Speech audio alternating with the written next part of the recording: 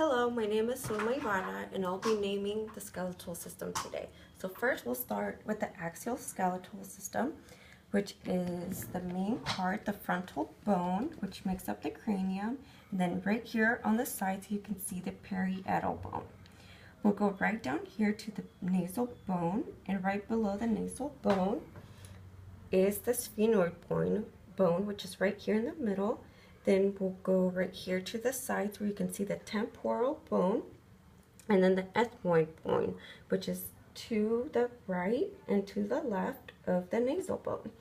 Then we'll go to the lacrimal bone where the tears come out. Then we'll go the zygomatic, the maxilla, the mandible, and then to the right you can see the ethmoid bone, and then the inferior nasal coscia, and then the vomer, which is right here in the bottom, but you can't really see it in the skull. Then we'll go to the sutures. So right here in the middle, you can see the sagittal suture, the coronal suture, and then the lamboid suture, which is in the back. And then for the mandible, I'll turn Mr. Bones to the side, and we'll go to the mandible. So to the side right here is the mandibular condyle, the mandibular notch, and then the temporomandibular joint. We'll go down here, which this part is the ramus, and then this is the body of the mandible, and then this is the mandibular angle.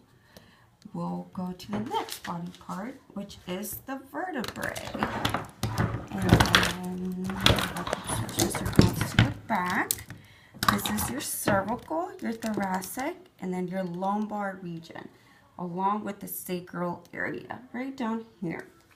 So we'll name some of the vertebral parts of the disc, which include the superior articular process, the transverse costal facet, which is right in here, and to the sides is the spinous process. And then the next body part is going to be the sternum. So I'll turn Mr. Bones to the front. And then the sternum includes the jugular notch, and then right here in the middle, which is the body, and then the xiphoid process is at the bottom. And then the ribs, these are the true ribs, and then these are the false ribs. Then we'll go to the next we'll go to the next body part, which is the scapula. So right here, you can't really see it, but this is the superior angle, this coracoid process, and the acromion. And then right here in the middle is the infraspinous fossa, and then the medial border right down here. Then we'll go down to the femur.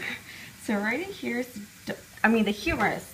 Right here is the deltoid tuberosity, and then the big part right here on this side is the greater tubercle, and then the lesser tubercle. And then right down here is the radial fossa. Then we'll go down to the radius and the ulna. So the radius is right here, and the ulna is right here. The olecranon process is where you can find your elbow.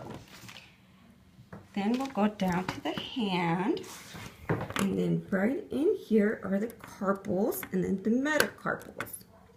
And right in here is the ulna.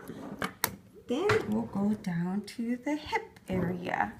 So right in here is the coxal bone, and then right here is the pubic arch. This is the ilium, the pubic bone, and the ischium, which is right down here. And then this is the iliac fossa. We'll go right down here to the femur. So the femur is right here with the head, and then at the bottom is the medial epicondyle, and then the lateral epicondyle. Then we'll go down to the tibia and the fibula.